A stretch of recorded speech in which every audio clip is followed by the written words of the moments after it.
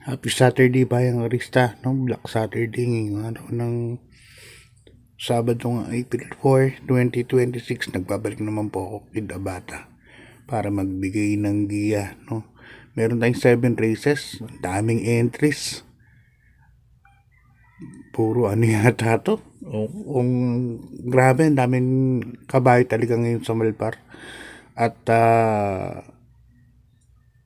dati kasi kapag ganitong Holy Week, no, yung Martes, Merkules, Sabado, Linggo, medyo konti lang ang mga entries no eh. Pero ngayon sa lakas na talaga ng karera natin.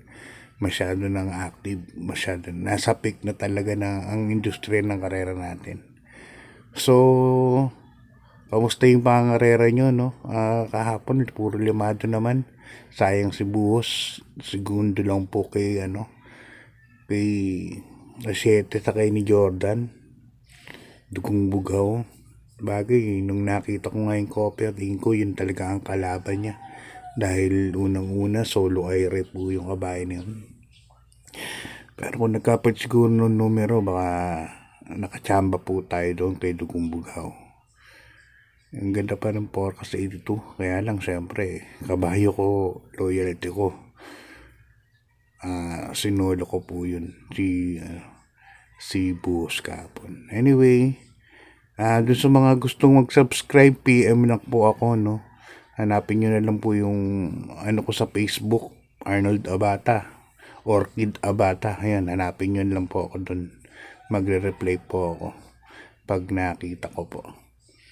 Yun, good luck. Hinay-hinay lang, lalo ngayong Sabado.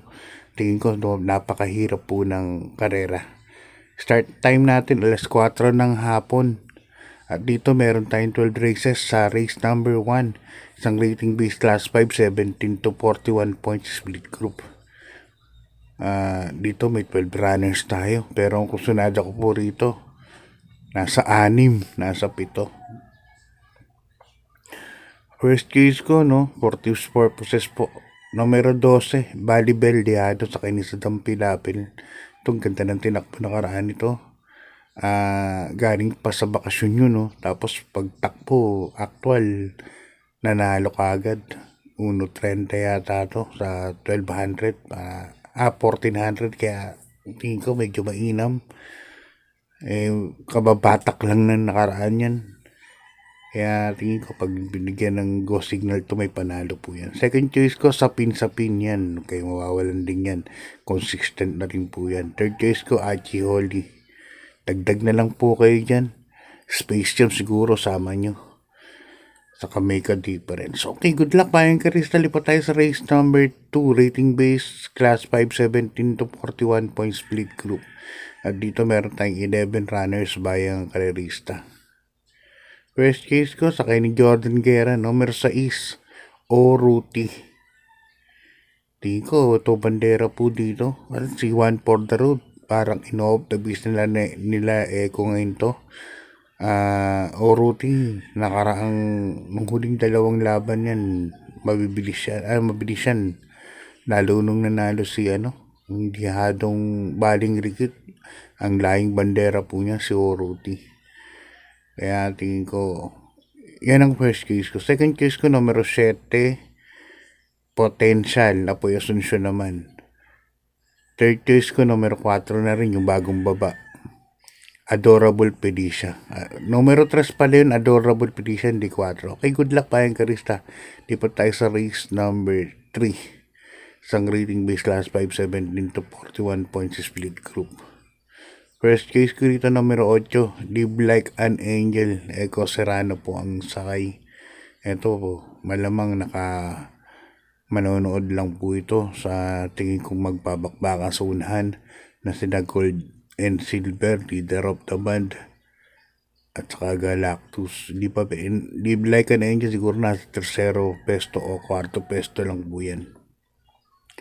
Lalagay po ako ng second choice, numero 4, Barayong, sasakay ni Papa Ona Baldonido. Sayang Papa Ona, no? Hindi pa tayo nakachamba kahapon. Yan, Barayong. Yan, medyo bumubuti na po uli yung ano niyan, kondisyon. Okay, good luck Bayang Karista. Dito sa race number 4, isang rating base class 5 plus 4, 42 to 56 points split group. At dito meron tayong 8 runners Bayang Karista.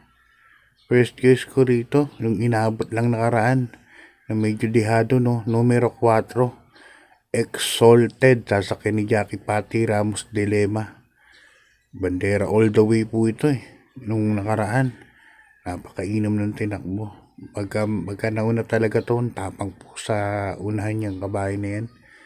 Kaya kung mauna po ito, tingin ko malaki na po ang panalo. Lalagay po ako ng second choice. Number 1, Warkeep. Sasakyan ulit ni Ona Baldonido. Warkeep naman, pwede namang isunod kagad dyan. So, tingin ko, yan na kagad din ang aantabay kay Exalted. Kaya dito 4 and 1 po ako. Race number 4. Okay, good luck Bayang Karista. Lipat tayo sa race number 5. Isang rating base, class 5, 17 to 41 points split group. At dito meron po tayong 8 runners Bayang Karista. First case ko rito, numero 3, Color Blast. Ito, pag nabigyan po ng go signal yan, laki po ng panalo yan. Baka pwede nga pong isolo yan Kung sakaling, kung mabalitaan nyo na may go signal, itong numero 3 na si Color Blast. Alvin Gusa ang sasakay. May 1.29 yan sa 1400. Tingin ko medyo, napakalalim po kasi ng pista ngayon sa Malbar. Napakalalim po, grabe. Wala pa kasing ulan Kaya napakalalim ngayon. Second case ko numero 7, Lake Apo. Asakay ni Jackie Jeff Pakaykay. Yan. Kasi nakita nyo mga preba ngayon, puro mga 1.30 mahigit, 1.32, 1.33. Okay, good luck Bayang Karista. Lipat tayo sa race number 6.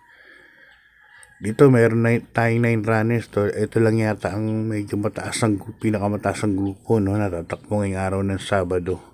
First case ko na rin, numero 7, Imperatus, sasakyan ni Alison Pabilik. Ito sanay na sanay sa mga stakes race to. Tingin ko baka mag-aal na rin to. Nakahanap na ng laban, numero 7, Imperatus. Second case ko na rin yung couple entry na Extraordinary. Tingin ko siya magdadala ng marcha. At saka yung Goddess Soteria. Yan, couple entry po yan. Kaya tingin ko may panalo din po yan. Medyo matibay na yan, tingin ko. Race number 6. Good luck Bayang Karista. Lipat tayo sa race number 7. Isang rating base class 5, 17 to 41 points split group. At dito meron po tayong 12 runners Bayang Karista. Another magulo na naman po itong karera na to. Dito na natin si May Jopay, nung race number 2 nung time na yun. At first case ko rito, yung nalamado ng gusto nun, yung numero 4, Point of Pride. Nakaraan pa po nila, inaasahan yan. Kaya pagdating ng actual na laban, wala pong itinakbo. Saka yun si Jordan Guerra. Ngayon, si Jomel Lazaro na po ang sasakay. Mainam daw po yung kabahay na yan. Sana mabigyan ng go signal. Gusto nga suluhin, kaso last race. Kakahiya naman. Halagay ako second choice. Ito tingin ko rin may panalo. Numero 6, Puting Kabayo. Winning shot, sasakay naman ni Genjen Huko. Maganda po ang tinakbo nito nakaraan. Si winning shot. At tingin ko, malaki rin po ang panalo yan. Just in case si Point of Pride Pero ako tingin ko, lamang to si Point of Pride, mabigyan lang po ng go signal yan. Mabuti po yan, ayon sa mga balita. Balita. Ang dami pong sumiguro na karaan yan. So hanggang dito na lang po Bayang Karista. God bless po, good luck at maraming salamat po.